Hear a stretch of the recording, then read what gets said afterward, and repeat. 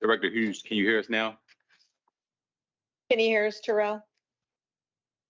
Yes, I can hear you. We'll go ahead and get started then. Certification of a quorum. It looks like we've got a quorum here and virtually. I think we need to take action to allow Terrell to participate virtually. So is there someone? So moved. Second.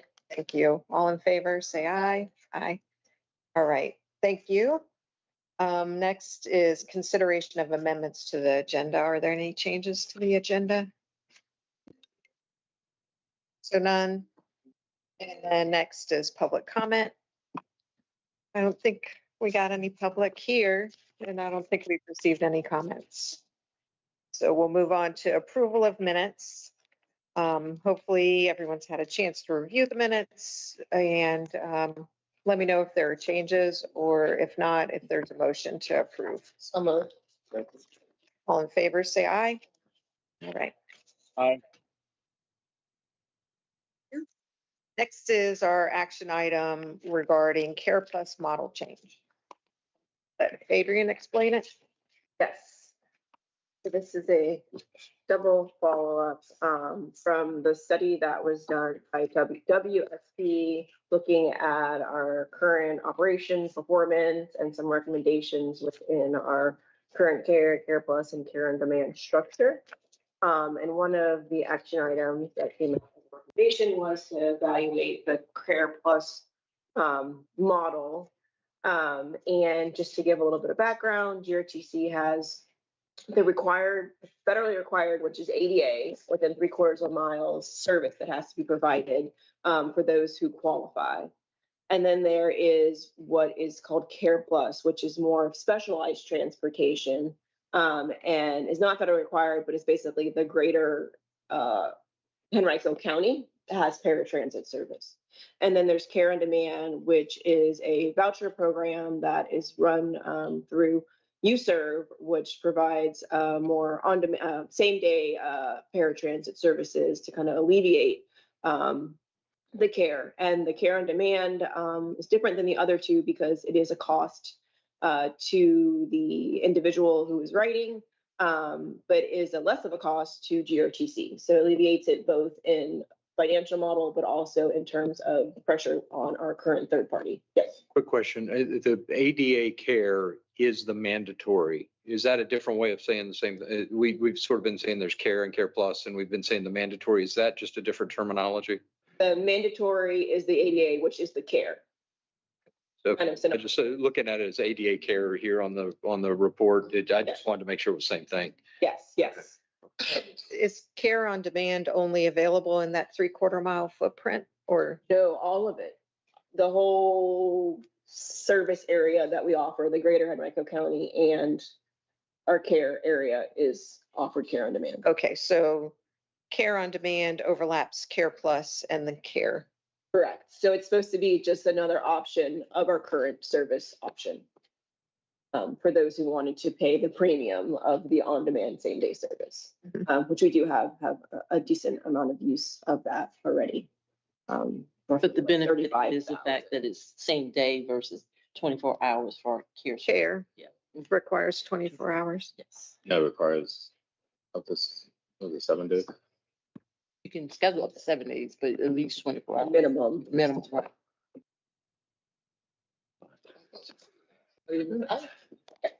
So that overlap is good because it actually allows for some people to choose to pay Correct. where otherwise, people will opt in to revenue for. Correct. Yeah, there already is a demand for those to pay for the premium service, and we do see a shift of people choosing that because of the reliability of that service as well as the flexibility. So it's roughly around, I think, 35,000 who are using that on an annual basis.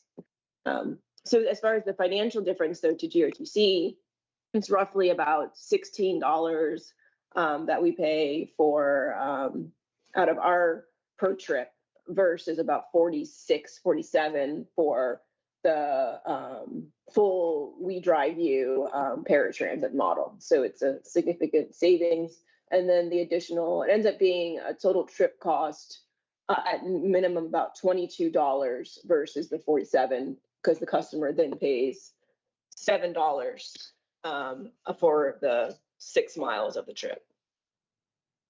So as a comparison, we looked at Care Plus being non-ADA federal required, but it's still under the zero fare model, looking at putting in a couple of just different recommendations.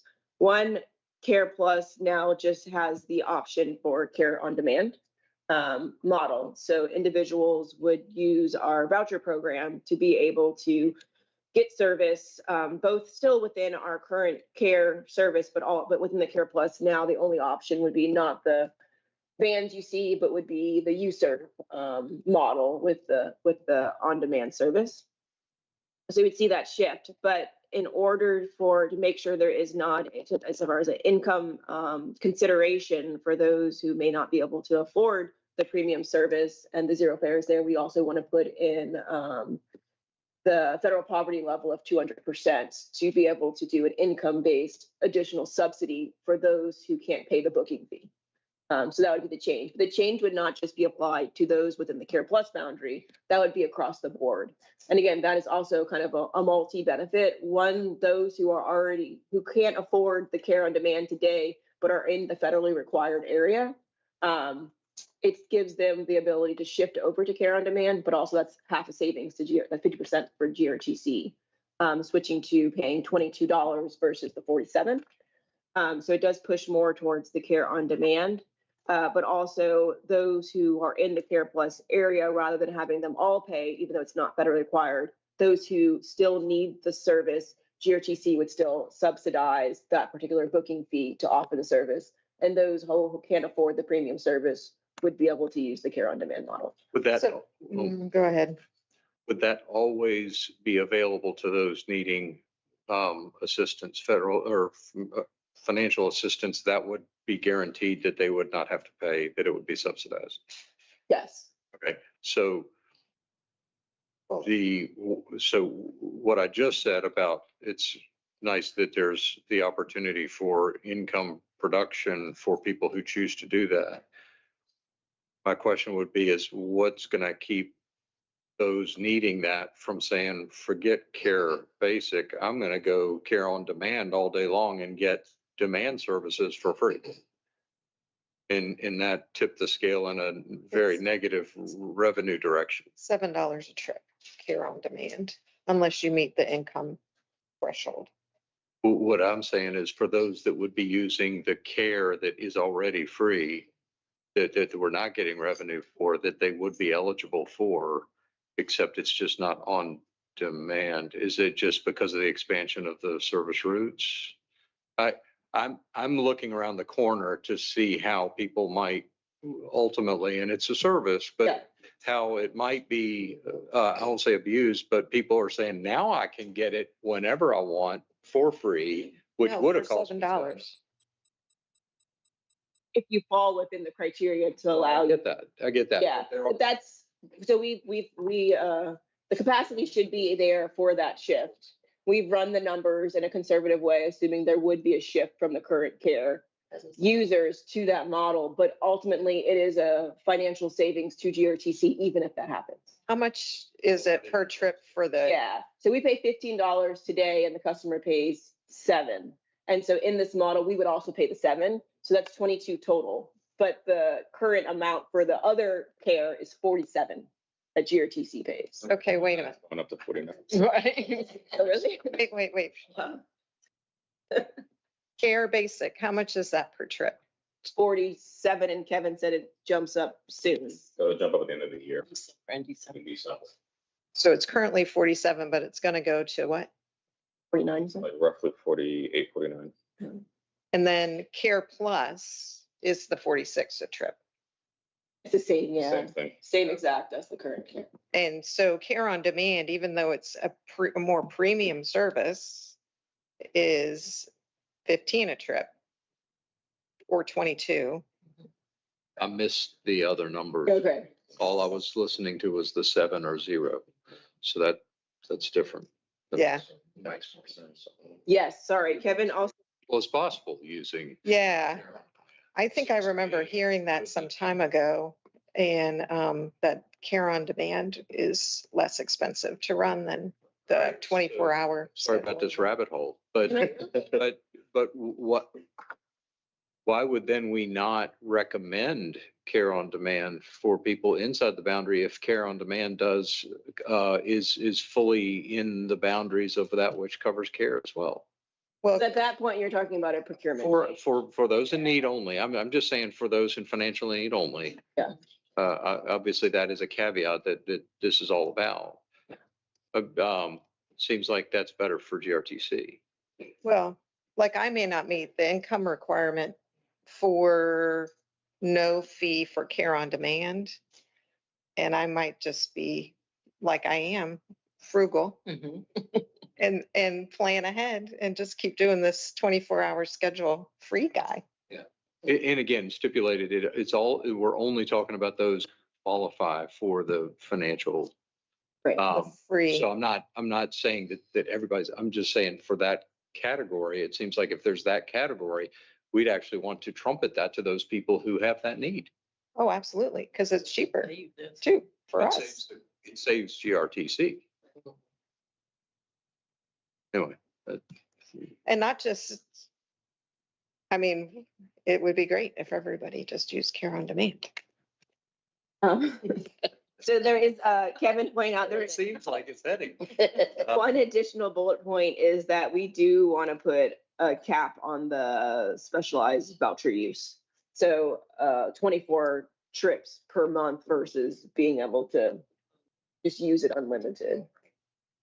So that would be the option. They could still use the regular care, which are our vehicles that are maintained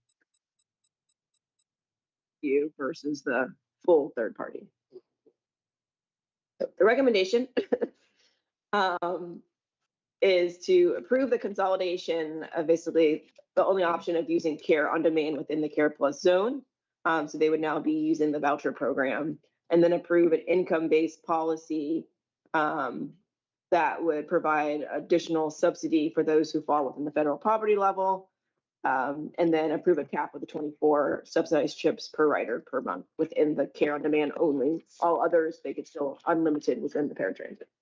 So before we get a motion, I guess the big change is that there are people who are using Care Plus now that are not paying a fee at all. And there will be people that don't meet the income requirement that they'll either have to go to the 24-hour schedule ahead care or pay $7 to use care on demand. And they'll have a limitation on the number of trips. Yeah, that last bullet point, based on what I heard, and again, I'm sure I'm missing, there's a gap in my understanding here. Based on what I heard, I'm not sure why we would want to cap it, because it seems like using it more enables further cost reduction to GRTC. And I don't know, what am I missing? Well, I was gonna say, correct me if I'm wrong, but because this is in the greater Henriker area, it's not in our core ADA area of our service area. So those folks wouldn't have the option on our service for care because we don't go up in the greater area. Oh, right. Right. So yeah, that's right. If you're not within 3/4 of a mile of fixed route and currently using the free Care Plus, then you're gonna have to pay the $7 fee. Because it's a premium, it's not a requirement for us to service. There's a gap in my thinking, so that helps. Mhm. But you're right, the customers in, I guess, Henrico County who are not below at the 200% federal poverty level, then would be required, where they're paying nothing today, would be required to pay $7. But what I was gonna say is that so the voucher program is very heavily negotiated, I guess, and subsidized versus like the Chesterfield model, for example, is more towards the rider as well. GRTC is already covering versus like these individuals could also use a Uber, which would be a lot more than having to pay $7. So $7 is a very good price already for this premium service. Yeah, it does lead into it seems like the next consideration with microtransit, right? Another sort of premium service. Oh, yeah. Yes. Mhm. Okay, At least she means the conversation around charging for premium. Oh, I Not thought you to- meant not to putting convert micro and all of it, right, all the way up there. I'm like, that's a big area to cover. Terrell, do you have any, oh, sorry, I didn't see your hand. Go ahead. No, I just raised it. I was just waiting for everybody to finish. I mean, from a financial standpoint, I think the money savings make sense. I guess my only real concern is there's a service now in Henrico for residents that people aren't paying. There's a potential for people to pay without really going through, I guess, a discussion with our board of supervisors as a whole and having some buy-in. I don't think I would be able to support anything moving forward.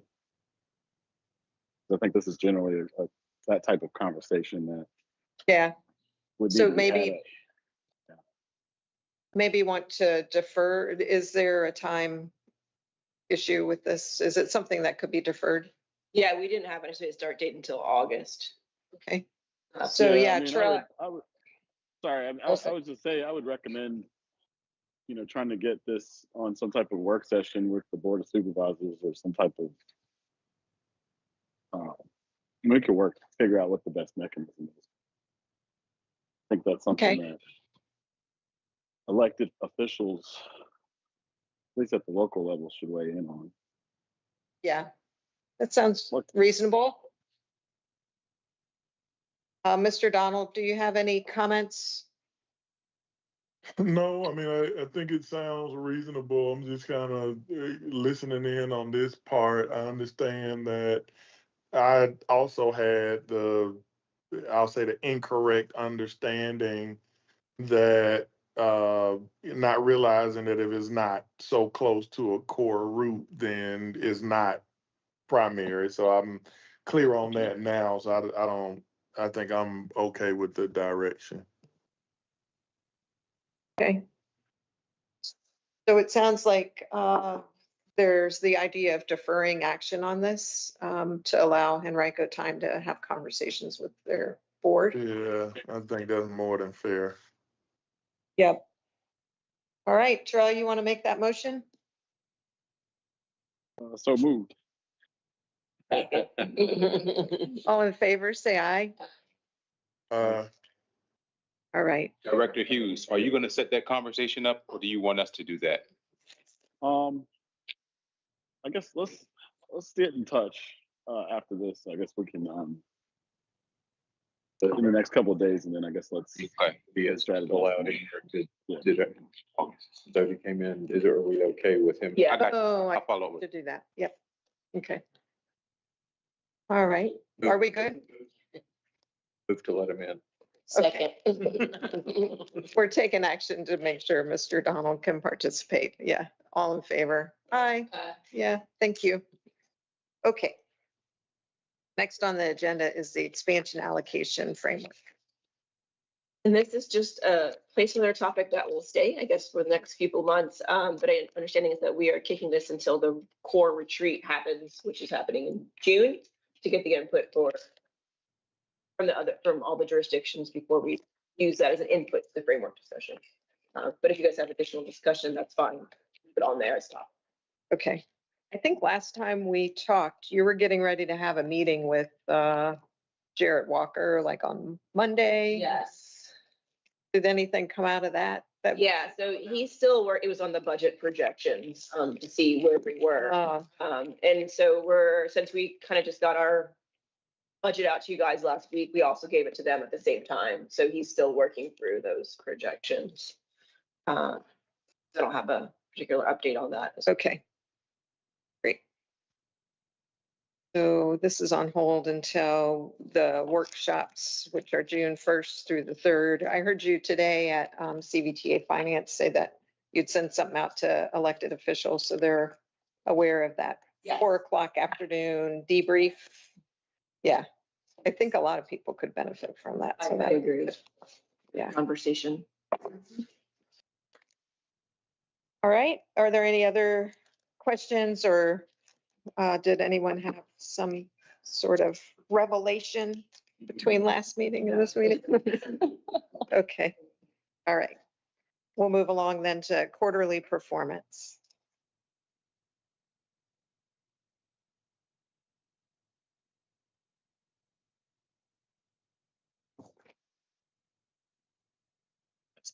It looks messy, horrible.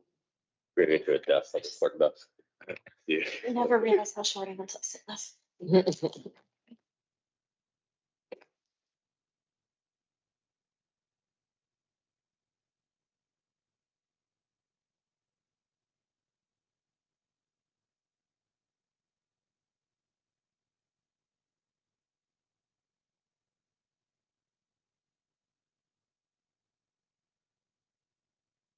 Okay.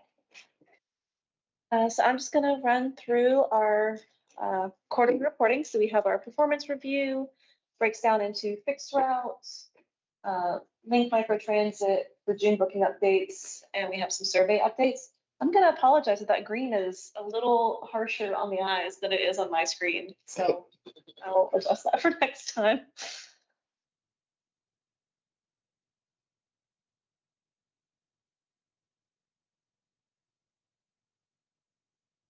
Starting off our performance, so we're starting with our system boardings, fairly flat numbers across the board, and this is quarter over quarter, or I'm sorry, year over year for the quarter. So this is Q3 of FY26, so January through March of this year compared to January through March of last year, so that we're avoiding any kind of seasonality differences and trends in the data. So this is a little bit more of apples to apples comparison.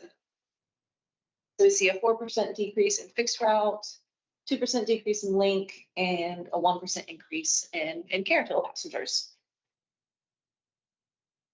And so diving into each one a little bit more, when we break down that 4%, 7% is from the Pulse, and we did have a reduction in Pulse trips, changing it to 30 minutes after 7, 2 bookings ago. And then Express staying fairly flat and local at 3%. And then breaking down the local, even a bit farther, we have the quarterly boardings and the on-time performance for each route category. So the Pulse counts as a standalone category in and of itself because it's our bus rapid transit line. The on-time performance for that route has seen an increase of 12% compared to last year. When we look at our arterials, which is the route category that travels more than 50% on a major corridor.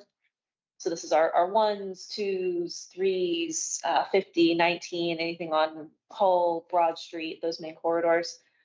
Fairly flat with the boardings, and we are seeing an increase in on-time performance when we look at just those routes.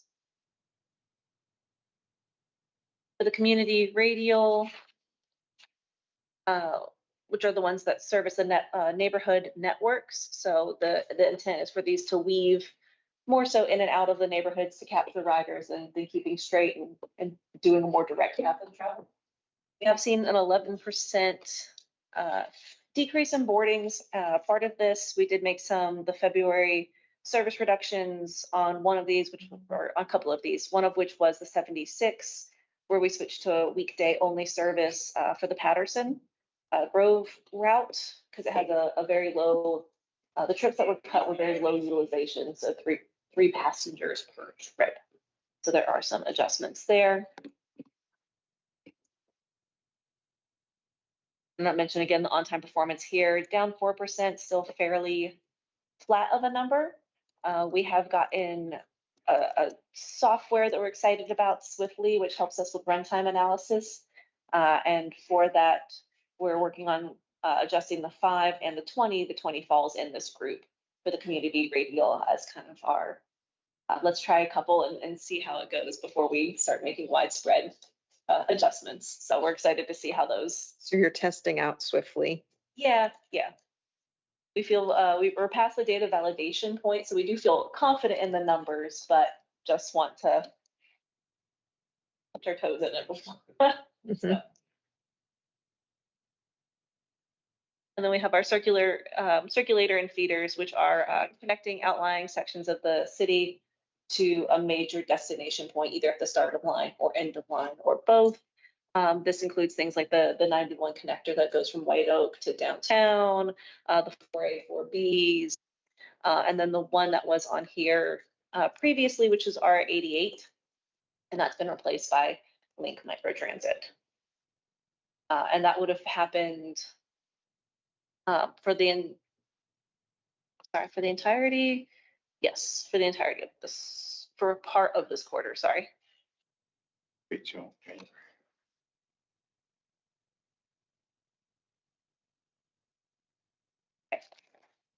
Then we have Express, again, fairly flat numbers with our quarterly boardings, as well as our on-time performance. Breaking into our micro transit zones.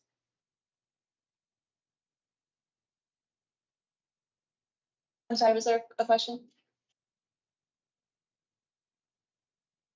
Nope. Mute. Sit down, I gotta go on mute.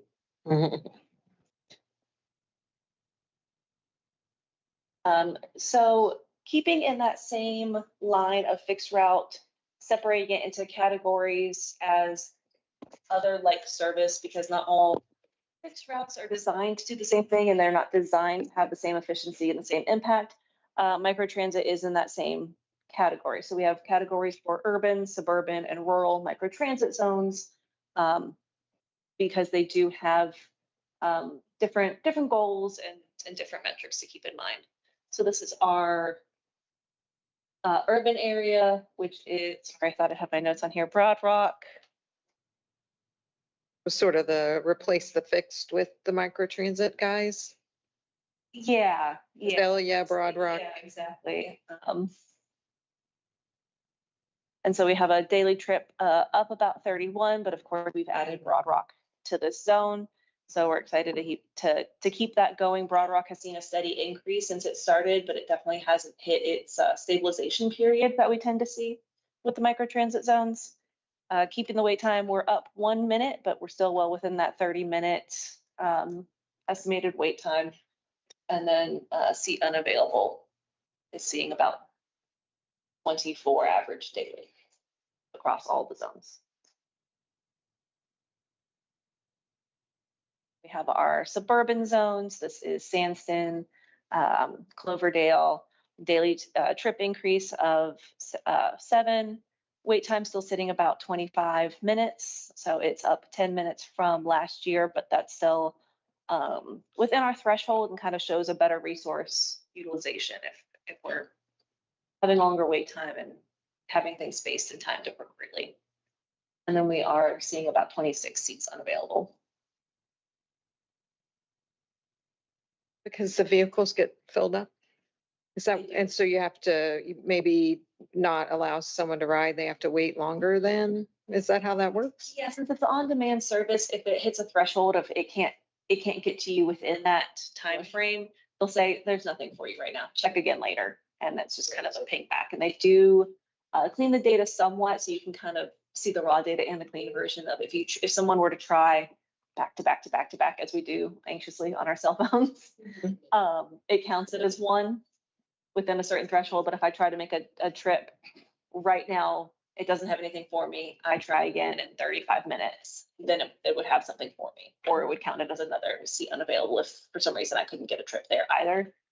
So we like to keep track of those and see how they're spread across the day, because if it's 1 or 2 every hour or so, that's not enough to add a whole nother vehicle. That's just, we can't be everywhere at every time, but if it's very pinpointed and we're seeing a lot of seats unavailable, enough like 4 or 5 that would equal a passenger or equal another service vehicle, then we can talk about adding a tripper or having additional service put in.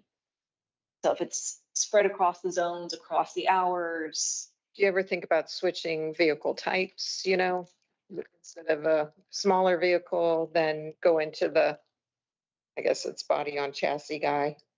Like if people are in sedans and you've got those seats unavailable, where it seems like, well, should we do another vehicle? Do you think about upgrading the vehicle type? Funny you mentioned that. We actually we got some on the way. But it's not so much it's the as far as average seats unavailable. Right, if it can't get back to them. Yeah, so it's not a matter of like, they don't have capacity within the vehicle itself. It's like, I can't get to you. Oh, I see. 20-minute window, we promise you. And especially the more rural zones, it takes a lot further to get somewhere than it does. Yeah. We have looked at, and this one, I think this is particularly a Powhatan, like we've expanded the amount of the wait time already, to be able, is it at 90 now? Something like 90, but some of the more dense areas like suburban and urban, we are looking at making it longer wait times, because some of these would be maybe 30-minute routes, 45-minute routes, so promising 20 minutes.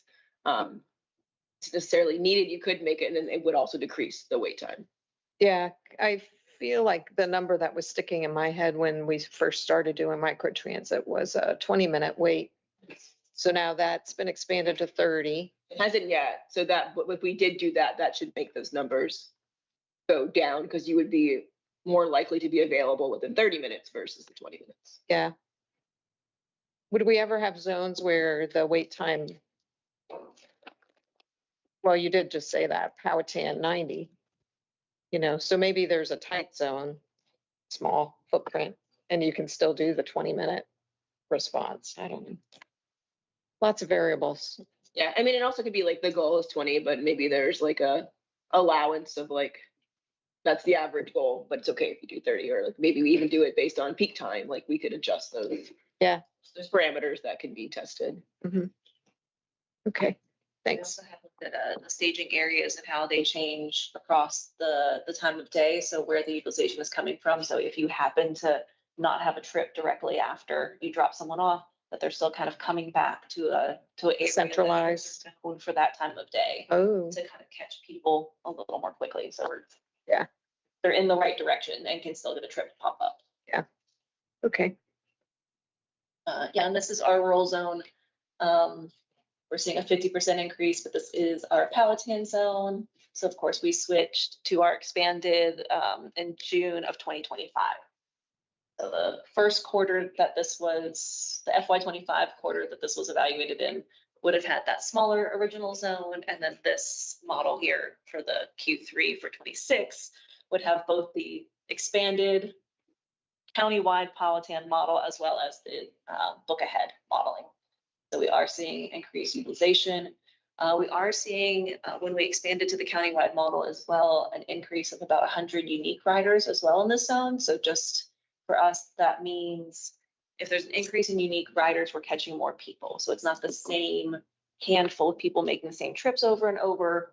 We are capturing new people that, when they said they were outside of the zone and couldn't use it, they do seem to be using it now. So That's good. that was good to see.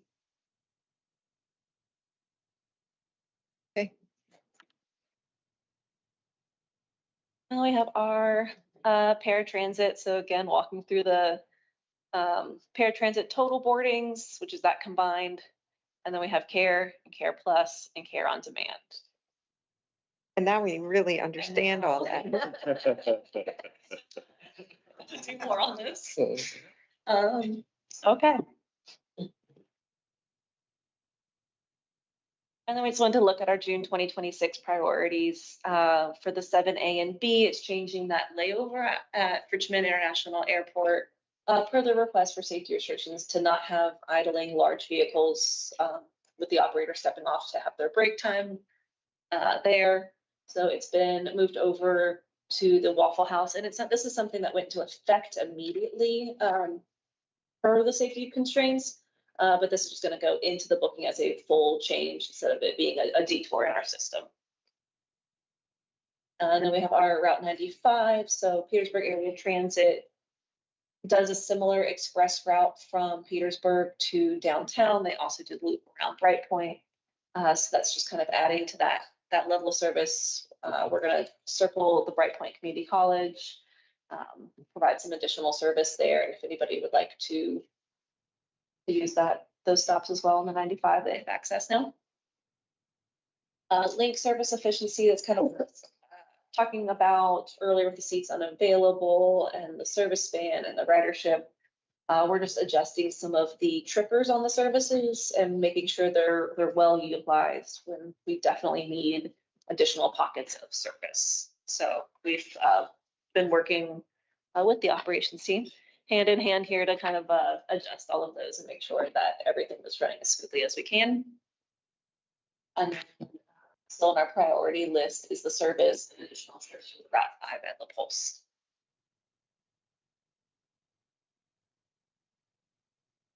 With that, we are at, Kevin, what number of operators? We'll be at 320 at the end of the month. I don't have a question on what you just shared, but this is more future thinking, and I know the budget came out.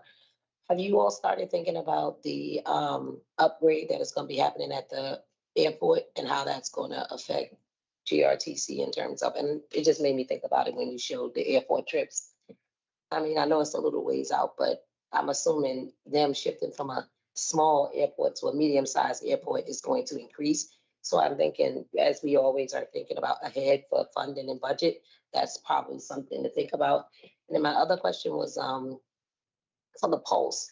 Have we ever done just an analysis on what that would cost if we charged? For the Pulse itself? Yes. For the ridership on the Pulse, what does that look like financially if we charged?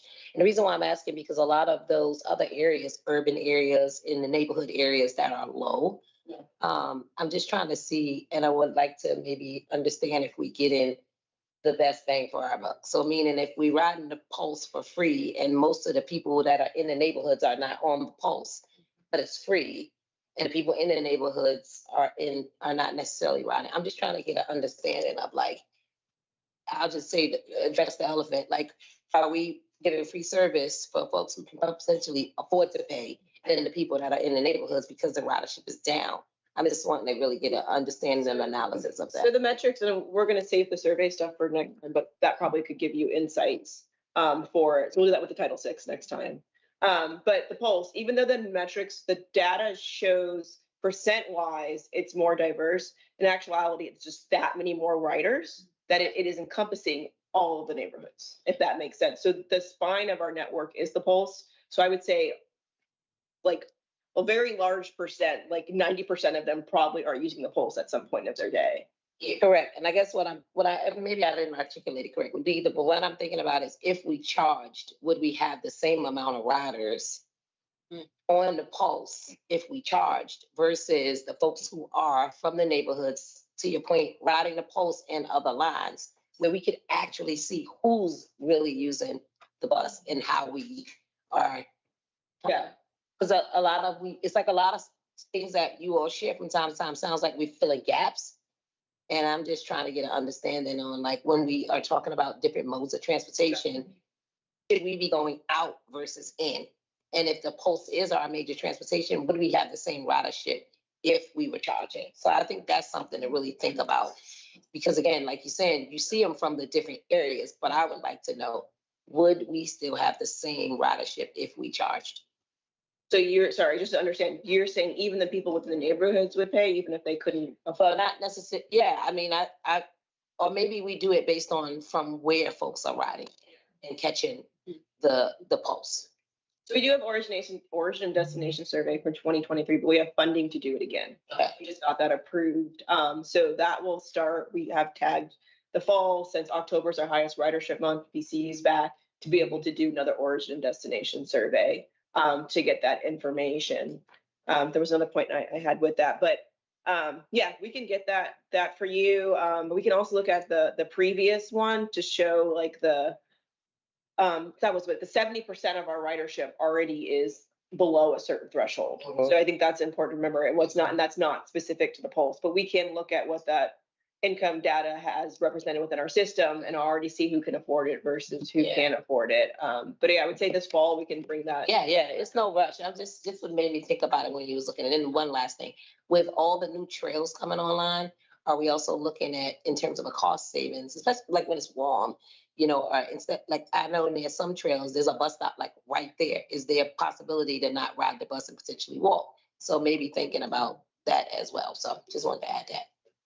With the airport, we saw the presentation, but they haven't specifically brought up how it's gonna change GRTC interaction, but we do meet with them regularly about the vendors, because the vendors are I guess the employees that who use our service, so I can see that expanding as they do that whole new wing.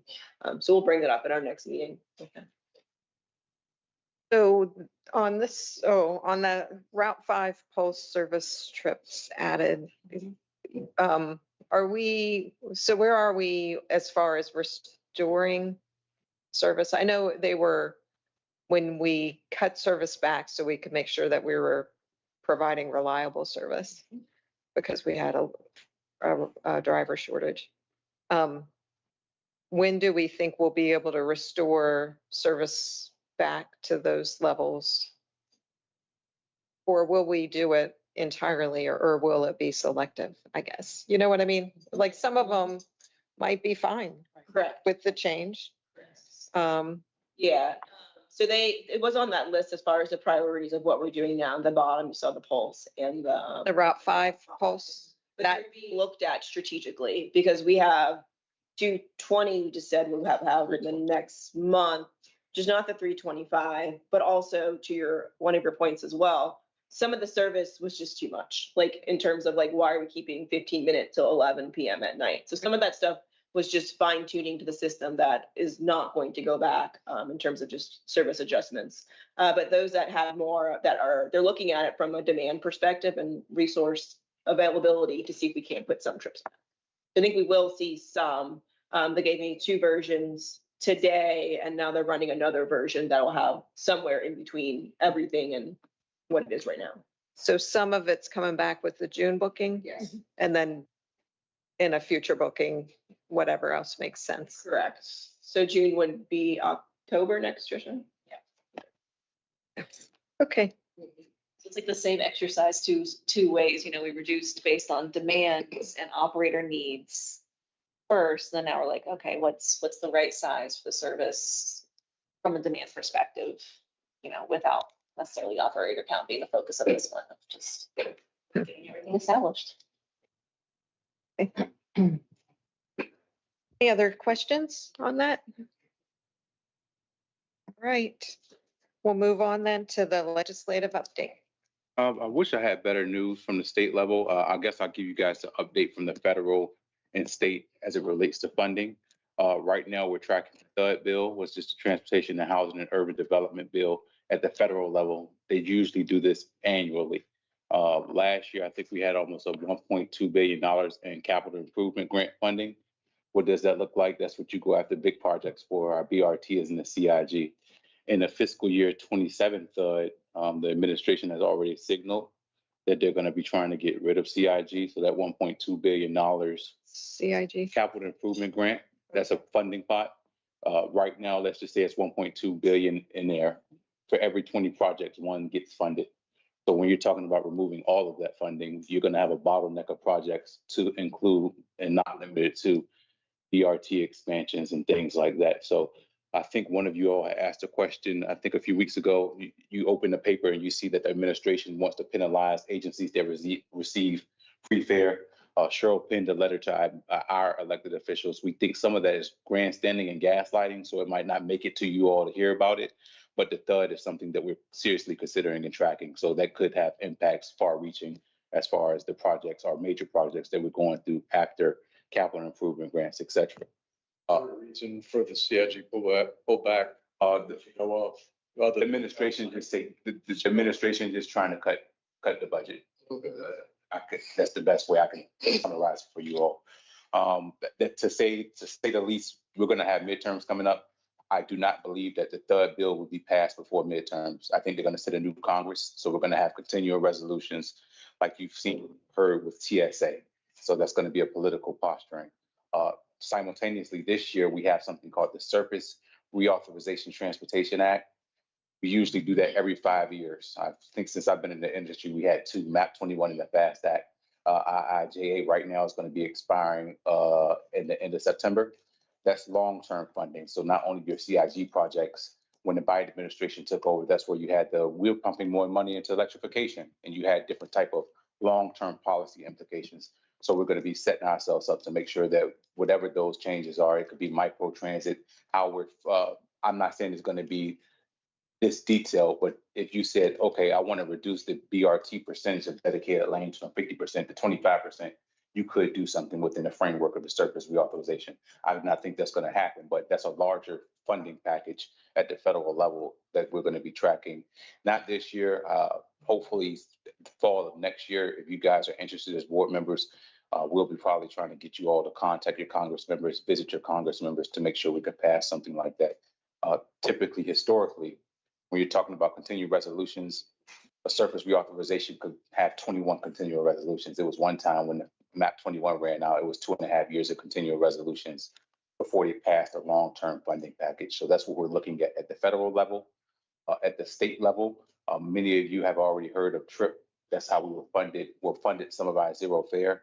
This past legislation or this past cycle, we've supported House Bill 200 that pulled TRIP out of state code and made the oversight under the TSDAC committee, Transit Service Delivery Advisory Committee. They report directly to CTB. They're an arm of DRPT. In that piece of legislation, it allowed for that TSDAC committee to reevaluate TRIP in its funding mechanisms, meaning that if you have a 3-year grant termination window, that can be open for interpretation to allow transit agencies possibly to apply for zero fare and perpetuity with no end goal or no end line in sight. We are very optimistic about them pushing, and them as being the administration pushing and allowing us to reapply for TRIP funding to support zero fare. Cheryl, along with Josh Baker and Garland Williams, penned a letter to Director Zimmerman, just sharing that we advocated on behalf of House Bill 200. And of course, the patron was Delegate McQuinn, but GRTC was very adamant in helping craft that language. And the purpose of crafting that language was to make sure that transit agencies that wanted to further benefit in zero fare beyond the original 3-year window will be able to do so. TSDAC met yesterday. One of the concepts is, how do we wrap our heads around at the state level what continued zero fare looks like for a GRTC? We don't want to base it on the numbers of 2020 or whatever number they use. Are they going to base it on ridership? Are they going to base it on operating revenue? And those are things that our leadership team is going to take back and kind of work through and see what our recommendation will be to the state. So when this new TRIP program stands up, if we were to reapply, we'll have a better baseline of what the number would look like for us. Okay, go ahead. Information. We're waiting for him to take a breath. Is there some kind of summary that speaks to all that you said, and I think categorized in the category of unexpected losses or expected losses or time oriented to elections kind of thing? Because when I think about things, unfortunately with elections, you have this zone of lack of ability to ask for money. But during that time, we should be like squirrels planning for the day after election. When we hit hard, the new elected officials then talk to them about the importance of whatever CIT funding and some of these others. I'm not going to be able to, even if I had been writing down, I wouldn't be able to retain that. So bullet points would really help, because that sounds like a whole lot of activity going on, but how that translates into future budgets is sort of impossible for me to gauge.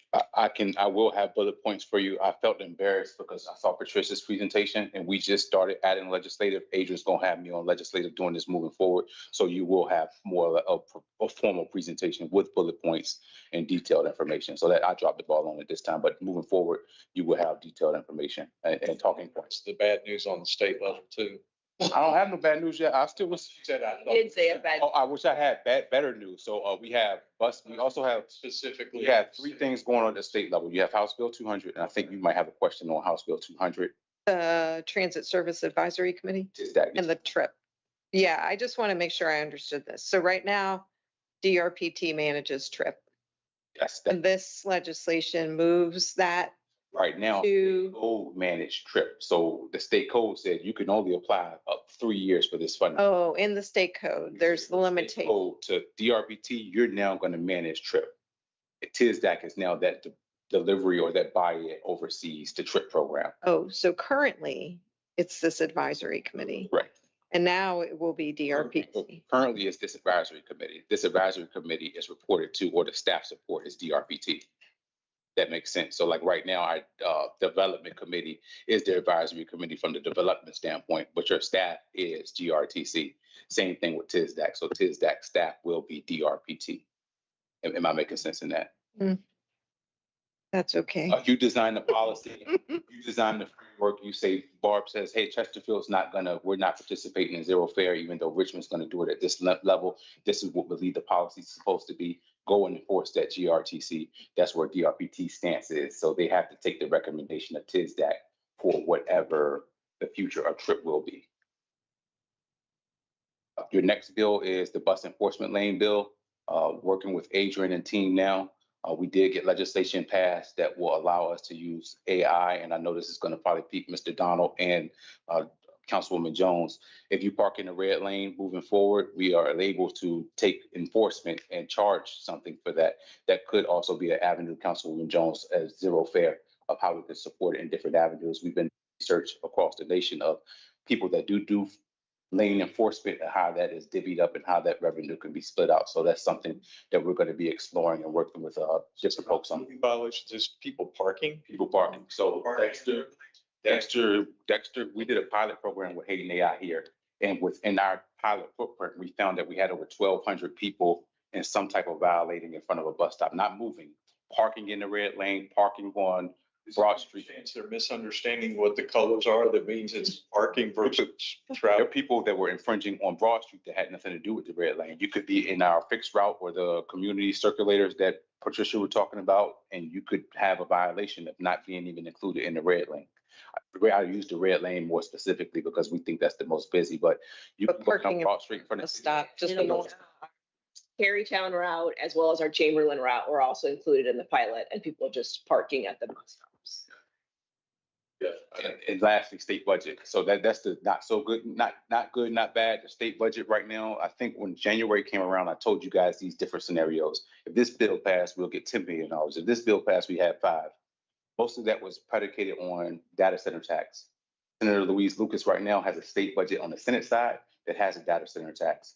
If that is successful, we could have a windfall of $1.5 million. We already shared that. But not only are you talking about foresight, if that part of the bill is successful going into the session next year, that kind of sets the framework for those bills that didn't make it out this year that had data center tax implications. So that's something that we should be keeping on the forefront of our radars. But those are mostly the legislative. And that's sort of in a subcommittee or something? It's in a conference committee. I think there's a ticker. We have never been to this point at the state level of not having a budget. I think they have 44 days now until it's not passed. We won't have a state budget. I thought, Barb, if you would have asked me 2 months ago, there's no way we would have made it to May 15th without a state budget. So right now it's just a conferees, meaning that Senator Lucas on the Senate side, along with a handful of senators, Delegate Torian on the House side, Delegate Carr from Richmond is on that committee, and Delegate McQuinn is also on that committee, which is good as far as conference goes for us. So we are involved as far as if they need transportation support, but that's just the administration getting together with the General Assembly, and I'm trying to hammer out what the state budget looks like. And that's all I have for now. I'll make sure I write this down next time. A summary. Yeah, Send it out. yeah. Okay. Yeah, all righty. Next is zero fare update. Yes. So first want to, I guess, update on, our efforts for the zero fare internally are our advertising program, as well as our transit access partnership program. So first, talking about the Transit Access Partnership Program, Tricia has so nicely brought up. I want to remind everyone, and you guys will receive a actual invite, but we are having our annual Tap into Transit. And this one you can see is a little bit more artistic, has a little bit of graffiti theme, art, access, and action. This is unique. The community actually approached us, and this is the art community specifically, where they saw an opportunity where they could help raise funds related to zero fare. So they offered to, they asked if they could have our non-used like posters within our shelters or BRT stations. And maybe we can bring one in at the end, but they have taken it and they have started a busboy series. And with that, they said there was a market because these artists are known across the. This is the one with Ian in them? Is this the one that was with Ian? No. Or is this silly? Silly. Yeah. And so they're going to be doing some art maps on our material that we no longer are using within our system to help as fundraising efforts. And we'll be doing a silent auction at the actual event. So they're going to help us promote that. So we're excited about the community take on understanding the, I guess, importance of zero fare as well as transit within the Richmond region. And so this is how our team has themed the look of it for Art Access and Action, being it's a fundraising effort with it. So we'll send out the formal invite soon. But with that, we will also, of course, we're looking for sponsors. So you guys can also push the sponsor package to any of your networks as far as you have with that. Last time you guys asked about what is happening related to kind of fundraising efforts with TAP. Just kind of want to highlight some of the things that we've also been working on and working on within FY27. So a little bit of a change of last time where you talked about the community and corporate relations manager, where we have already brought in as a interim position with the grant that we received as a GRTC employee. That model seems like it works, and working in partnership with RideFinders, again, as that vehicle, so that if individuals want to do a tax-deductible donation, that goes through RideFinders. So that has been a good partnership that we're going to continue to push. But May is the person in the position, and she's hit the ground running with lots of micro events. And so that is about community engagement, whether it's small or big. It's going to be with, we've had a brewery one, had a Chipotle one. Now we're doing Kendra Scott. So just trying to hit the different businesses in the area to get their support for transit, which is networking, engaging, and just, again, kind of going with the Art Access and Action, getting the community involved in fundraising. The Kendra Scott one is set for the 28th. Okay, 28th at Short Pump. So I think it's 20% of 20% of sales that day. If you use the promo code, will go towards zero fare. So we're pushing that one out. Flagstop. Oh yeah, Flagstop. That one is for 2 months, right? June 30th. June 30th. And well, again, we can push that out. I don't know if that's gone out to the board yet, but push that out. So that Flagstop car wash, 50% of sales within those 2 months will go, if you use the promo code, to GRTC to go towards our zero fare program. So even though they're micro, there will be a lot of them coming. May has already moved on to the next one, so we'll see a lot of those pop up, and we'll continue to engage the board as those cup get set. They've already gotten some great items with our silent auction related to the July 14th event, really engaging the community, and the community wanting to do their part of providing in-kind donations that we could then promote through fundraising efforts. Question. Yeah. What is the number for the zero fare? What is the number that you're trying to raise funds for? What's the number? Yeah, I would say with the corporations and the community, the goal, I would say, would be if we could reach 1 million, that would be amazing for the whole fiscal year through just various entities. So with the small, all those. All this one, the community efforts, and the corporations, of course, would be part of that. And then I'll get into the Sponsorships or corporation donations? both, Okay. not advertising, but it would be either sponsorships or donations. Okay. And then my other question is, for this event, what's the number? What is the goal that you're trying to reach at this event? We haven't set that one. Last year, we basically broke even, which was roughly like 25,000. We want to, of course, go beyond that, so it's not breaking. So it wasn't fundraising. Last year was the call to action. So now this one is officially being communicated as a fundraising event. Correct. So you said you broke even. So essentially, you spent 25,000. Correct. And then so the amount of money you spent, you just made it back. Correct. So that's why I'm asking, what's the number for this? If you did last year, you broke even, what do you see differently in this, that if you spend 25,000, that you could essentially even make 25 as opposed to breaking even again? And I get it, because it's definitely a community thing. We should be out, but we also talking about money. So right. So this one, I mean, we're doing it differently because we're not experts in this, so we're bringing in consultation to help us. So, and I'll say last year again was a call to action. It was more about bringing everyone in as we did the study last year as well as started to engage. This time we've changed it. If you go back to the top, we're letting this is a fundraising event. That was not a known expectation last time. So I think that across the board.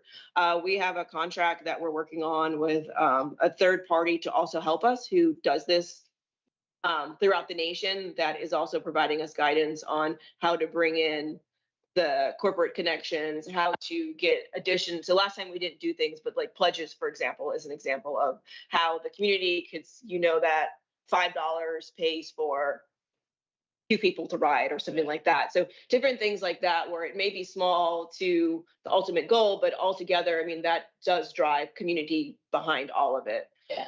I don't have a number yet. I feel like we need to have that official meeting to get the input on the strategy and how much we think with that individual, and then be able to get back to you. Yeah, that's cool. And then that'd be good to know once it's done, how much you actually raise. Yeah. And I think having a number helps you get to that goal too, because then we all can push champion behind it. Yeah.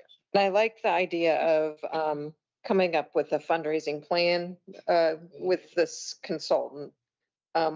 Do you have an idea of the fee associated? So that's for this event specifically.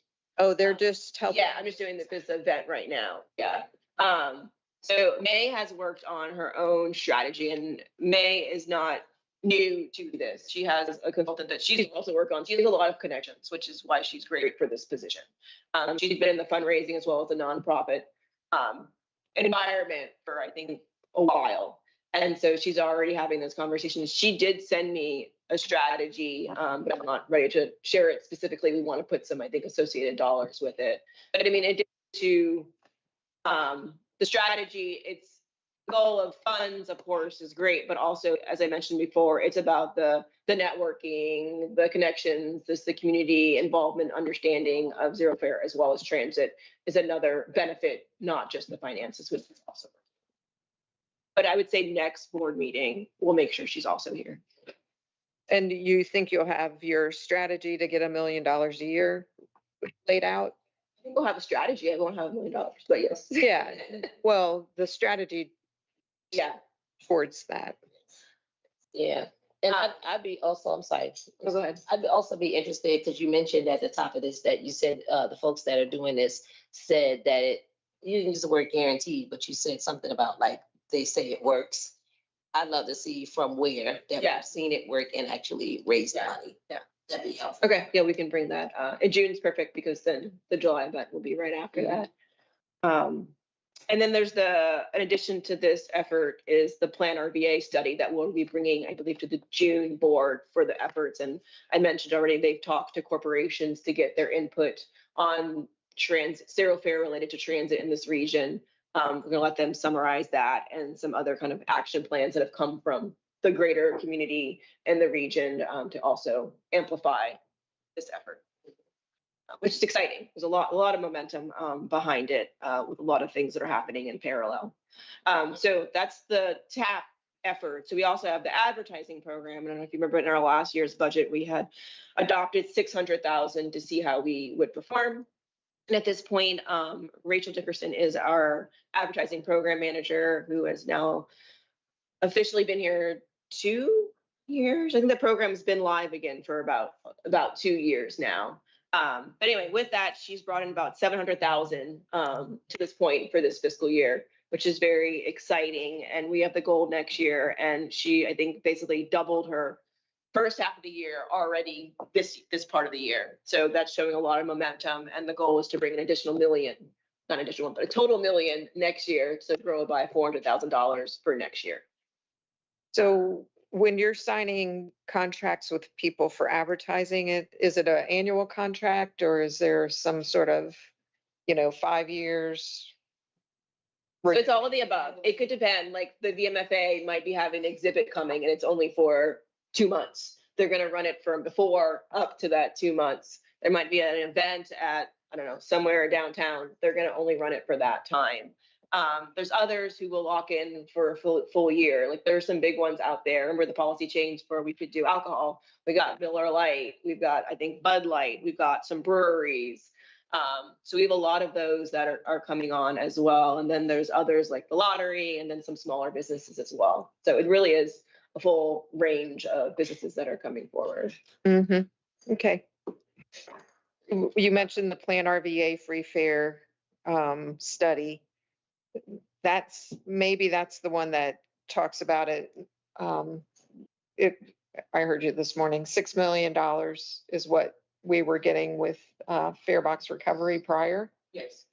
So these two efforts between advertising and the goal for micro events, that's 2 million. So, yeah. Yeah. And So so maybe Plan RVA is going to shore up the other 4. no, that's not. They'll be sharing the conversations that are happening within the region and I guess kind of the support for it in terms of like. I'm with you. Yeah. Oh, and it's like, well, what they contribute. I think that was the hope, but I'm not sure that we got there as far as people just ultimately wanting to donate towards that specifically. So there will be a briefing and I guess probably action what's next. But they see the importance of it. But right now, I would say we had another update, related to zero fare, the CMAQ funding. And you guys remember that we'd gotten that's 2 million that went towards FY26 budget. And then 2 million that had been approved by the policy board with TPO for FY27 budget. They're both line items. That did not make it when it went to contract with the state. They did not support the program. So that funding, as well as the funding that was just approved, both of them will stay in transit, but will be, or tentatively been marked for approval to go to TPO policy to go towards the Western BRT extension because those funds could not be, because we are zero fare, we do not have a program to support that is actually a mode shift. Because it's what it looked like it was going towards, I guess, operating rather than just a program. So understanding that. So that is something that we had, the plan was the 2 million and then our 2 million. And then hopefully we could bring in some additional partners for additional 2 million. Right now and you'll see in our budget, we are supporting it with our surplus as far as the additional 2 million to make up for that CMAQ. And that's the same thing happening this year. So no, there is not a large gap plan at this point where we are going under the direction, the policy that zero fare is staying and that we can afford it at this point as we continue to bring in additional revenue to offset. I just got one last thing. I was just, for this event, because it's a community fundraiser, how do you plan to get the community there? Like, will there be buses running from different communities? So last year we had about 450 people. It was extremely successful and there was a line around Main Street before the doors even opened. So I mean, transit pulse goes right there. We have a Route 14 that goes there as well. So it didn't seem to be an option. I mean, a barrier for people to be able to get there. Yeah. Y'all could probably leverage that with the fundraiser. Young people. Mm-hmm. Yeah. So the fundraising consultant for the TAP event, what's the fee for that? Oh gosh. Okay. So they're doing some in kind. I think the total amount is 3,500. However, they're giving us a discount of 50%, so 1,700, but they're also going to be a sponsor for the event. Oh, well, that's pretty minor. 700. So, but I think they're coming in as like a $700 or $500 sponsor. Yeah. It was fine. Oh, that was nice. Mhm. We should write them a thank you note. Yeah, so it'll be a lot of great insight that we get. Okay. Someone made a suggestion recently about, maybe it's a shift in how we talk about free fare instead of it being like a line item necessarily, it's a philosophy. And it is, we think about our revenue, we've got this much revenue. And let's make sure our system fits into that. And that's how we approach the budget this time. You're saying because a line item that's set at 0 looks like at some point there should be a number in it other than 0. I mean, it's. Yeah. Like if we're committed to not charging fares, and instead of just having this line item that we're trying to replace the $6 million always. It's just, here's our budget. It's less 6 million a year. And let's make sure we can operate within that budget by making these changes and efficiencies, you know. I think it's a great system strategic efficiencies. point too, with respect to responding to outside influences that would speak to, well, that's your choice. I mean, well, it's not our choice, it's our DNA. This is what this region needs, calls for, and all that. I think that's a really strategic approach. Not my idea. No, I was about to say, is that a motion? I just did want to bring it up so people could chew on that a little bit. And if everyone loves it, I'll tell you who suggested it. And if everyone doesn't like it, I'll keep it to myself. Good job, Barb. Good job. Casey goes, well. Don't reveal your associate, Barb. Oh, boy. That's right. Okay, next, are we done? Yeah, yeah. RideFinders overview. So am I up? Yes. Okay, so I think this question first. What in particular are you all interested in as far as RideFinders go? Well, I think Adrian suggested that you come here and give us a RideFinders overview.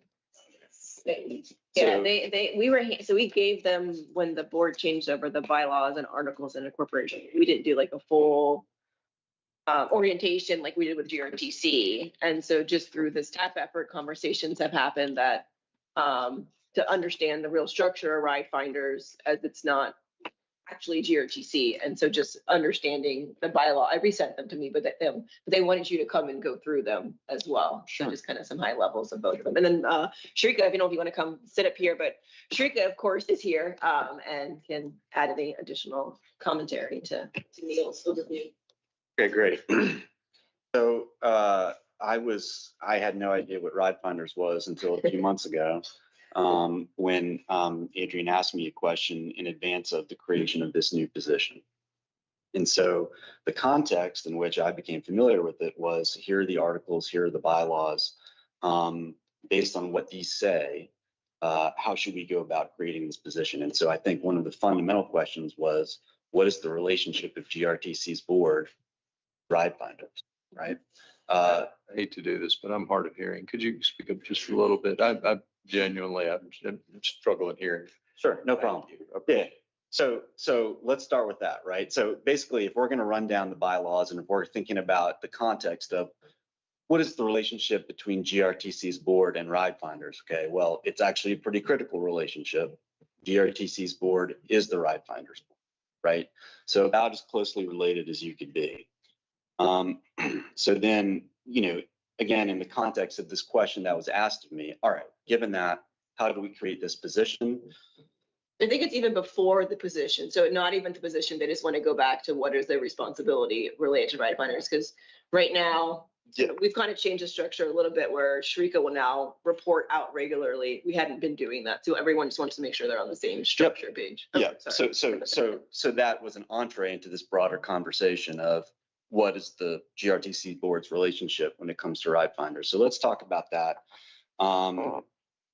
Reserve powers, okay? The board's core responsibility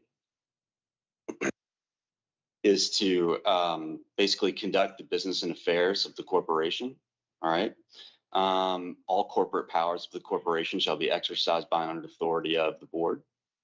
And then that includes, among other things, adopting, repealing, or amending bylaws, and selecting, removing any or all officers, agents, and employees of the corporation, describing those people's powers and duties, fixing their compensation, requiring security for faithful service, right? And we have other powers. This is GRTC board members as their responsibility towards RideFinders. Mm-hmm. Yep.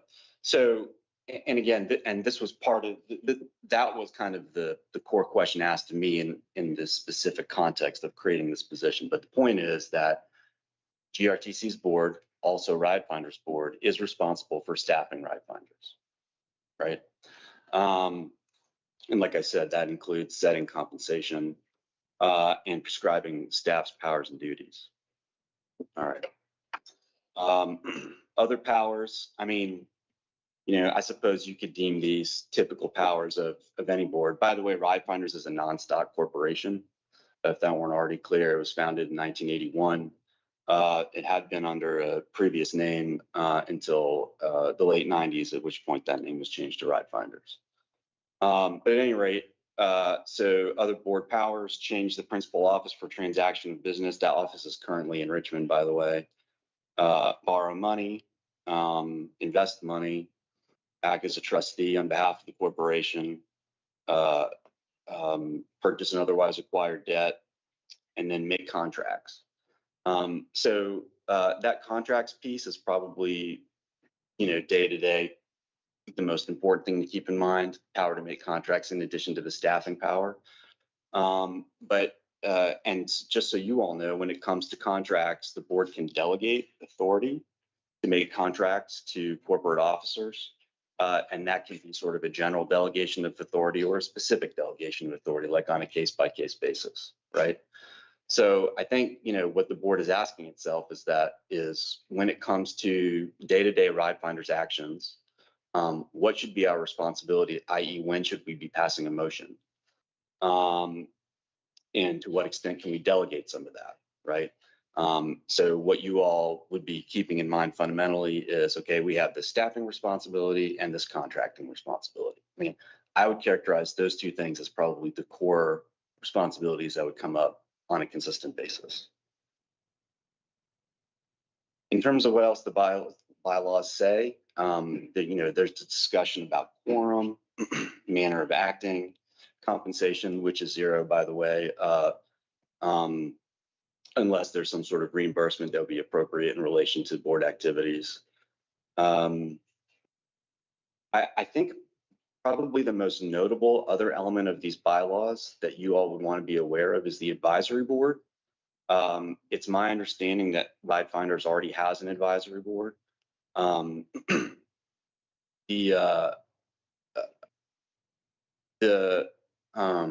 me make sure I have this right. So yeah, so when this advisory board concept was created, I guess in the late 90s, the initial idea was that the members of the RideFinders board would also be members of the advisory board that would expire at the end of the year 2000, at which point a nominating committee would be responsible for nominating members of the advisory board. So I assume that's the process that's been observed since then. Advisory board members would serve for 2-year terms, members elected by a majority of advisory board members. So I imagine the way it worked was that you had the RideFinders board. They, through the end of the year 2000, were responsible for naming advisory board members. And from that point forward, it's been advisory board members who've been naming their successors pursuant to the work of the nominating committee of that advisory board. So at any rate, the reason I bring up the advisory board is because that has certain powers. Essentially, the way I understand it from the bylaws, the advisory board is a group of industry experts whose role is to advise the RideFinders board on the direction of the organization, right? So, and I don't know to what extent you all have had interaction with that board, but so the way I imagine this was envisioned was the advisory board would sort of come up with a plan of action for RideFinders, right? What will be our business priorities? They would make those recommendations to the RideFinders board, and then presumably the RideFinders board would then pass motions, right? Either adopting those recommendations or choosing to go in a different direction, right? So in other words, ultimate controls with the RideFinders board as informed by whatever recommendations the advisory board may have. Does that make sense? So the advisory board is sort of like subject matter experts helping RideFinders in their operations. But the organizational authority is with the RideFinders/GRTC board. That's right. Yeah. I think that the way to think about it is like general direction of the organization. That's what the advisory board is keeping in mind. And then as those initiatives, as they come up with ideas for initiatives, the board says yes or no, or, this is what we want to do. So Is it, this is a really dumb question for a GRTC board member, I apologize. is there, and who makes up the advisory board for RideFinders? right now. Yes. So I didn't know the answer to that, but I looked on the internet and it is there. Um, I'm right here. oh, yeah, so on RideFinders website, there's a list of members of the advisory board. And I'm sure, yeah, Sharika could answer that question specifically. 3 people? Is it 30 Oh, people? Is it like something 10. between 10? Yeah, Okay. it's 10. And they are people from our stakeholders, Department of Environmental Quality, Plan RVA, all of those who have financially invested in us from the Chesterfield County, Henrico County, Richmond. City of Richmond, all of those. PT. DRPT, they're all on our advisory board. But it's, you have 10, but there's spots for 15, 15. Well, you can go up to. Is it up to 15? Okay. Yeah, yeah, minimum of 6, maximum of 15 for that board. And then perhaps the other most natural question would be, when do we meet? At least one meeting is mandatory. That would be concurrently or immediately before or after the regularly scheduled annual meeting of the GRTC board, which I guess is the retreat in September. Is that? Yeah. But that board is also able to set regular meetings as it may see fit and can also call special meetings. So I don't know, that I suppose that's rough overview.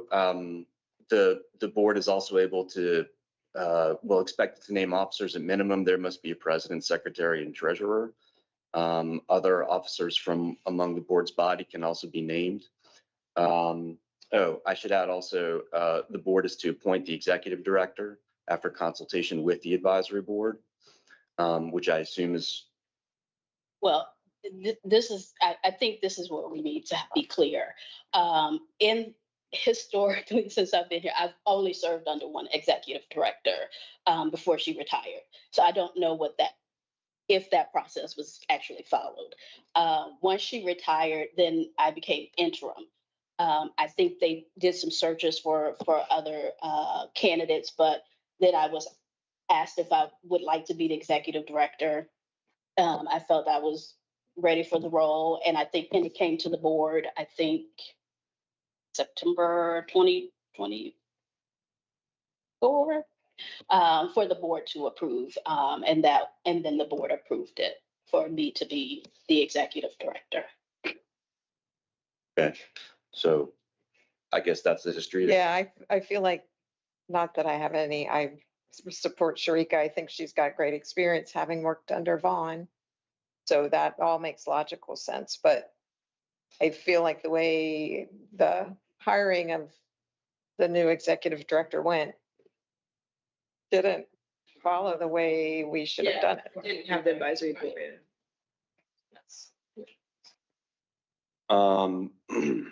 But it sounds like legally, is that true? Legally, everything's fine. Is that correct? Because have you verified that it went to the board of directors, GRTC board of directors? I have no idea. Oh, okay. That might be something to look into. Yeah, that would have been before I showed up. Yeah, I mean, if the question is, was the process followed? And if the answer is no, then I would imagine, the RideFinders board might want to consider some sort of retroactive action to bless that decision. And then, I know that back in the day when we were meeting in the big room, Vaughn would give a report, and somehow that dropped off the agenda. So, yeah. And a part of that, we had those giant long meetings when Julie Tim was around, and we really wanted to streamline agendas, and it maybe just got caught up in that. I don't know. And I think sometimes when you've done a job for so long and you've been a part of it so long, you're not necessarily referring to the bylaws and articles of incorporation, and that's, I'll take that responsibility, but you're not reading it day to day because you're doing the work of the organization. And so I have them in my bag, so they will be on my desk from now on to make sure that we're following those to the T. But definitely if it has to come from the advisory board to come to the board, I don't see where they would say, no, we don't want you to be the executive director. At least I hope not. But yes. So yeah, we would take that when you have changes in the board, you just automatically assume that everyone knows everything, and that's not a good assumption to make. So I will take ownership of some of that. So we'll make sure moving forward that we're in line. Isn't part of this book because this sort of also came to light, whatever, but because of some things we're talking about now that RideFinders can do that the GRTC that is causing this to be, we need to really vet this correctly. Yeah, it was, the idea of fundraising for GRTC to be a fundraiser. I think no matter what, GRTC any donations given to GRTC would not be tax deductible for the organization that is donating. To have that be tax deductible, which, is a feature that a lot of people that make donations want to see.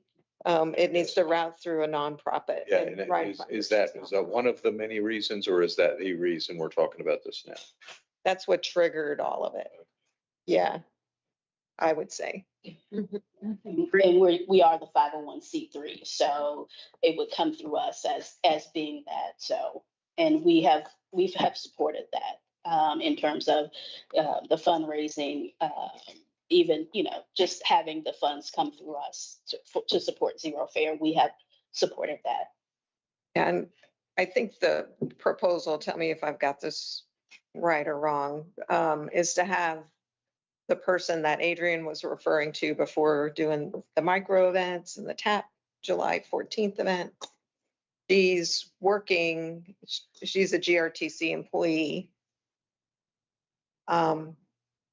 But GRTC leases employees to RideFinders. And so I guess you were proposing Just making it all B1 since they have the fundraising ability and they got the grant for the individual to also be within the leased employees. And so everything would be streamlined, but I think we're at an understanding where the individual could still work here, do the promotion, do the communications and coordinating, but the funds would still be to RideFinders for those are taxable. So the work and supervision is happening over here in GRTC, but the bank account is with RideFinders. Correct, as well as still alignment in terms of the overall effort, but yeah. Which could still be an MOU in terms of just making sure the fundraising financial model is set. But the individual staying at GRTC, which we will of course check. Yeah. So in that case, though, because of the RideFinders board staffing responsibility, Yeah. I would suggest that they move to, formally identify this person, right, and fix their compensation. And if that, which could be as simple as here's the person, and then present, the resolution to the RideFinders board. But I think we're saying keep the individual actually at GRTC. Oh, not a RideFinders. But they just support. Yeah, that was the request which got to this, but we're at the point where I think we're able to come up with a model that still supports the current structures and still gets the end goal. At least for the interim pilot, maybe we'll come back and realize that fundraising arm is really needed or something like that. But right now, People that have fundraising experience. Yeah, I think that is a pretty niche skill. And I think I asked previously if we could get a copy of oh yeah, I just resume, yeah. just to, and you've alluded that there's a lot of experience. And so, yeah. And this is a very weedy question, but sometimes in corporate affairs, we have to be very, it's subject to semantics and things like that. We had to bring these guys in the meeting by voting and all that kind of stuff. So the details of it, is there a detail that requires, since we're the board for GRTC and the board of RideFinders, do we have to sort of, I'll say, announce that we're sort of doing business as RideFinders as we make this vote? Because I think about things such as this idea of whatever, 2024, we made a decision to make a role permanent as a board, but we had our GRTC hats on. Do we have to say, all right, this hat's off and the RideFinders hat of our board is on, acting in that capacity? Do you have any insight on that? That would be my advice, yes. And, you know, I mean, I think the bylaws contemplate that, right? When they talk about mandatory annual meetings should either happen immediately before or immediately after GRTC's annual. So, I mean. Intermingling's not a good idea. I don't think so. So maybe, I don't know that we would necessarily need the board to meet monthly for RideFinder business. It depends on the contracts part of it and Yeah. staffing. Yep. But, if there is business, I guess we're gonna need to tack on some time. Yeah. And then, adjourn GRTC and then have a RideFinders meeting. Yep. And let me just, I've got the contracts article up from the bylaws in front of me. So the RideFinders board may authorize any officers or agents, but in no event less than 2 officers or agents of the corporation to enter into contracts and execute and deliver any instrument. So I don't know to what extent that authorization has happened. If it hasn't, that would be, a useful agenda item, I think, for the RideFinders board. Because I think with GRTC, there's levels. There's some dollar amount where it can happen administratively, and it's only once it's above some dollar amount that it's got to come to the board. And We operate the same. you have, That's what we've been doing. So if we have anything, I think it's 50,000. I can't. Yeah, anything like that, we never have anything that of that amount, but when we do, we have brought it to the board previously.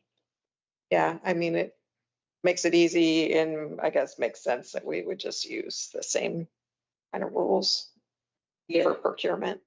And that, I think that's how it kind of got enveloped as one where we were kind of too much operating as one. So it kind of got folded, like you use our procurement, IT, we support finance that supports it, as well as like HR and some of it. The only thing really in this bylaws is the finance purposes for employment and benefits. So I think that's why we kind of ended up being like, well, you went through the procurement, let's just include it as all one. But Sharika and I kind of went back and forth, and we now have RideFinders at the end of our board. And so it'll be a RideFinders section. And then you said quarterly, that matches the RideFinders advisory board. So it naturally would fit. They meet and then they'll report out to the next board meeting on a quarterly basis. And our board, do they have to adjourn? The GRTC board would have to adjourn to open up for the RideFinders meeting. That's what I think that would be a good idea. Or would we say only if we had action? Oh, well, I guess I understand that, right? If you're not performing official business, then perhaps it doesn't matter. We only have to have one meeting annually. Is that what I read? Yes. One meeting annually. So if there's no business, we don't go from one to the other. But anytime there'd be any business, we'd have to adjourn. And start. Mhm. There's no, it's different from a public, I'll say public corporation, or it's a 501c3, so it doesn't require advertising or anything like that.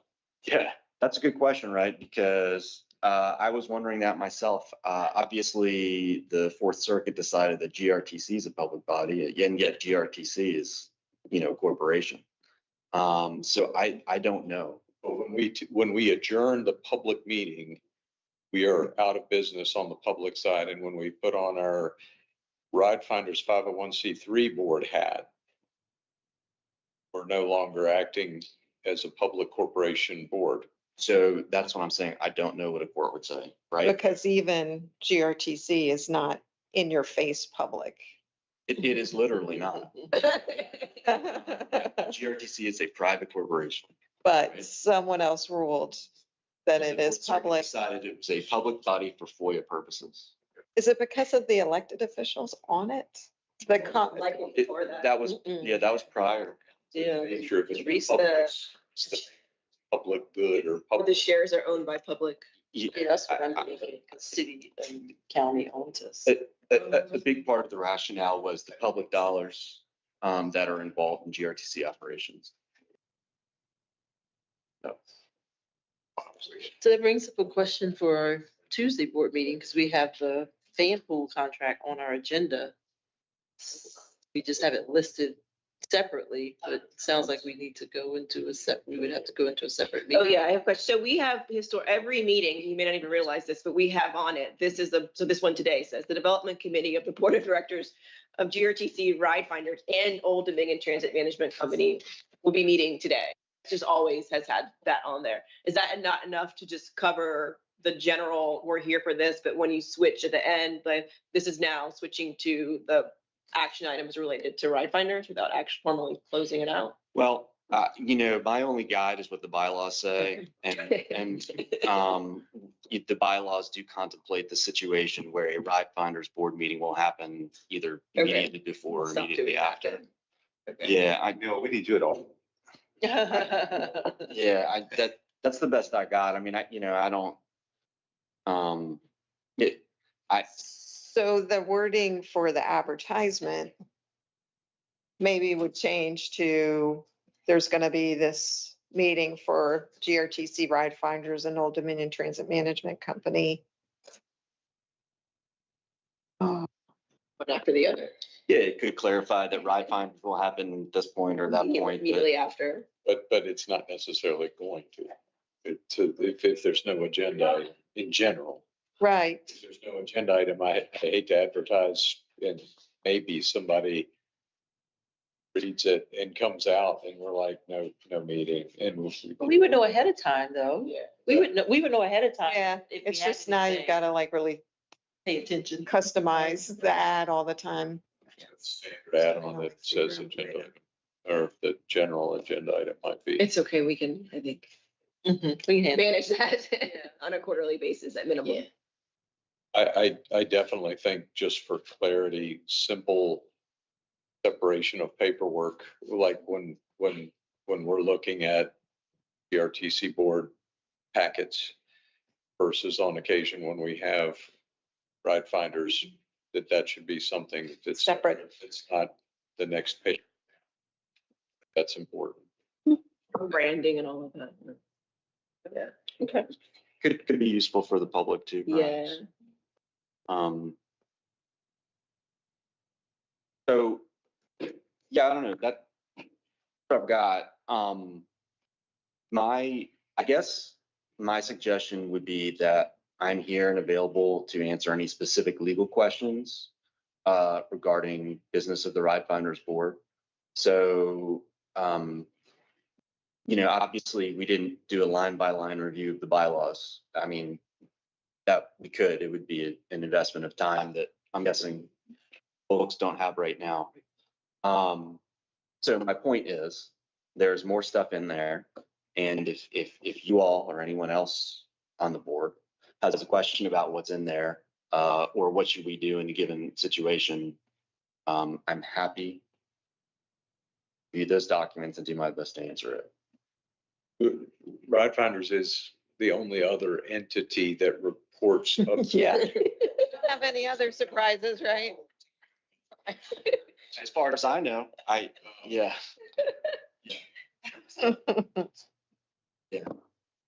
Good question. I mean, don't get it all knocked out now. If there's some things that, well, as you say, over time, we just get into a rhythm of how we've done things, and we've always done it that way. It doesn't necessarily roll up into bylaws. And so now's a good time to do a quick check on everything. So it's just smooth sailing going forward. So Neil, will you just check to see if there's anything we need to do, cleaning up sort of stuff as far as hiring? Sure, yeah. So I think that would require conversations with these guys, but yes, I can do that. And going forward, certainly, if there are any staff that are added to RideFinders, or should be involved. All right, thank you. Next on the agenda, yeah? We ready to move on? Yes. New business. Is there any new business? To go over you had any questions on the general agenda? On next week? I haven't looked at it. Do you have can you pull it up? Do you have any, Adrian? Third one printed? Yeah, I do. So I know rider feedback survey just ended May 10th. So, and you were gonna do something with it.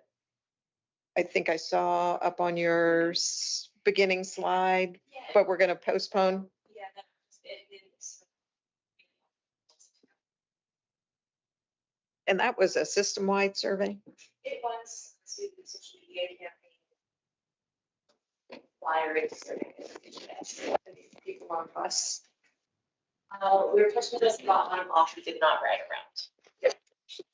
And with this upcoming O&D study survey, is that for all routes? It was not just Pulse. All routes and Lincoln. Okay. Cool. So sorry. Okay. Dropping like flies. Okay, yeah. All right, so here's the agenda. Can you pull it up? So, Mr. Donald? No? All right, I can run through the agenda, the stuff that is maybe just consent and action. So on the consent, we've got medical insurance brokerage services, gasoline fuel delivery contract amendment, and procurement manual updates. Ooh. That could fit in with the RideFinders thing. That's what I was thinking. You just add RideFinders to it, right? Maybe, I don't know. Since we do theirs, that's true. And action item is the Care Plus model change, which we talked about here. We'll take that off. Since we. Oh, we deferred. Deferred. Correct. Take that one off. And then we've got the final FY 27 budget because tomorrow we're workshopping that. And then under RideFinders, we've got the van pool program service contract. That might be good if we could get that out ahead of the meeting. Well, I guess Yeah, it's we in the will. packet. It's in finance. It's under the finance committee online. Oh, okay. All right. So if you want to see that ahead, go online and look under finance. Yeah. All right. Looks good. Any questions with the full board agenda from Terrell or Mr. Donald? No, no questions. None from me either. So we're adjourned. Tomorrow. All right, thank you, everybody. Thank you.